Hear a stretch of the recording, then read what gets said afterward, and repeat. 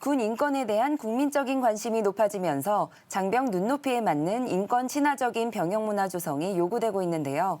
이런 분위기에 발맞춰 국가인권위원회에서 이번에 군 인권보호관을 출범했습니다. 자세한 이야기 나눠봅니다. 국가인권위원회 박찬훈 군 인권보호관 나오셨습니다. 안녕하십니까? 안녕하십니까? 네, 이번에 개정된 국가인권위원회 법에 따라 인권위원회에 7월 1일부터 군 인권보호관이 신설되죠. 신설된 첫 조직을 이끄는 소감이 어떠십니까? 예, 우선 막중한 책임감이 어깨를 누른다고 할까요?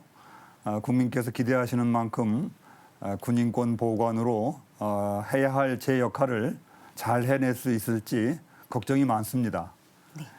군 인권보호관이 만들어진 것은 오랜 기간 군 부대 내에서 일어난 인권 침해 피해자들과 그 가족들의 그 절절한 호소가 있었기에 가능했습니다. 네. 저는 이분들의 호소가 헛되지 않았음을 몸으로 증명해야 할 위치에 있습니다. 부족한 능력이지만 주어진 저의 소임을 다할 수 있도록 최선을 다하도록 하겠습니다. 네, 군 인권보호관은 앞으로 군내 인권 개선을 위해서 종합적인 업무를 하게 되는데요. 앞으로 어떤 일을 하게 되는지 자세하게 설명해 주시죠. 군 인권보호관은 지난 2014년 일어난 윤일병 사건과 관련이 있습니다. 네. 당시 한 젊은 군인이 군대 내에서의 폭행으로 사망했습니다. 이 사건이 계기가 되어서 군인의 지위 및 복무에 관한 기본법이라는 법률이 만들어졌고 거기에 군인의 기본권 보장과 인권 침해 구제를 위한 기관으로 군인권보호관을 두기로 했습니다. 네. 그러다가 작년 12월 군인권보호관을 국가인권위원회에 두는 것으로 결론을 내고 국가인권위원회법이 개정되었습니다. 네. 군인권보호관은 국가인권위원회 소속으로 군인들의 기본권 보장을 위해 인권 침해가 있는 경우 조사해서 구제 조치를 하고 또 군인의 인권 증진을 위해 관련 법령 등의 제정 및 개정 등을 권고할 겁니다. 또한 인권 침해를 미리 방지하기 위해 군인에 대한 인권 교육에도 심혈을 기울일 생각입니다. 네, 그렇군요. 그러면 개인적으로 군 인권 침해를 예방하기 위해 특별히 역점을 두고 있는 사안이 있으십니까? 예, 군인권 보호관 제도가 오랜 기간 만들어지지 못하다가 작년 말 관련 법률이 국회를 통과할 수 있었던 것은 최근에 발생한 군내에서의 인권 침해와 밀접한 관련이 있습니다. 네. 잘 알다시피 공군의 이해람 중사 사건 등 몇 건의 성범죄 사건이 연이어 터졌습니다.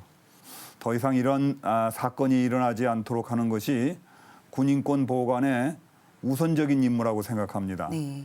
또한 군대 내에서 인권 침해의 원인을 근본적으로 제거할 수 있도록 부대 방문 조사를 체계적으로 실시해서 인권 침해의 상황을 조기에 발견해서 제도적 차원의 권고를 해나가겠습니다.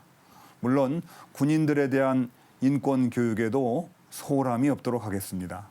네, 인권 독립기관인 국가인권위원회에서 운영하는 보호관 제도가 독립성 그리고 전문성, 특수성이 특징이죠. 그 국민적 염원을 충족하기 위해서 앞으로 어떤 활동을 하실 계획이십니까? 저는 군 인권 보호관으로서 군인을 군복 입은 시민이라 생각하고 군인권 보호 업무를 해나갈 겁니다. 네. 군인에 대한 자유의 제한은 예외이지 원칙이 아닙니다. 군인도 우리와 똑같은 시민입니다. 네. 국방의 의무를 수행하고 있으므로 불가피하게 일부의 자유가 제한될 뿐이지 본질에선 제한될 수 있는 것이 아닙니다. 이런 인식을 군인권 보호 업무 전반에 굳건한 원칙으로 만들어 나가도록 하겠습니다. 네.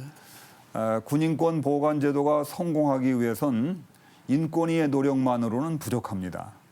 인권위는 특별한 권력기관이 아니거든요. 네. 업무를 처리할 인원도 많지 않습니다. 군인권 보호관은 군에서 인권 문제가 발생했을 때 신속하게 대응해 적절한 조처를 할 수 있도록 운영돼야 합니다. 네. 이를 위해서는 국방 당국과 군 그리고 장병 여러분 나아가 시민사회 그리고 언론의 협조가 절대적으로 필요합니다. 아무쪼록 새롭게 만들어지는 군인권 보관 제도가 성공적으로 운영될 수 있도록 성원해 주시기 바라겠습니다. 네. 지금까지 국가인권위원회 박찬훈 군 인권보호관과 함께했습니다. 오늘 말씀 감사합니다. 예, 고맙습니다.